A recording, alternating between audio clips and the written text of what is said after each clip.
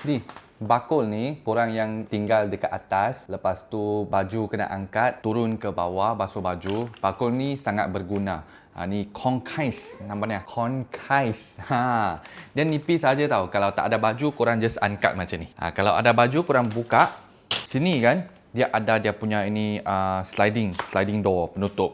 Sama dengan sini, sliding dia penutup macam ni. Dalam bakul ni, korang just push saja. Okay, so dekat bawah sini dia siap ada sport ring, sangat ringan. Ada 2 handle, korang boleh angkat ataupun korang tolak je lah kalau berat. So baju, kalau korang nak angkat, naik atas, baju korang buang dekat dalam lah.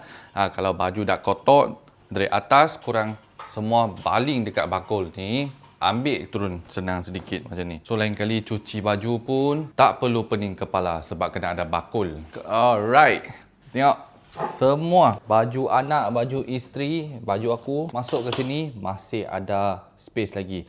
Korang jangan tengok dia kecil-kecil tau. Dia boleh masuk banyak barang ni. Concise.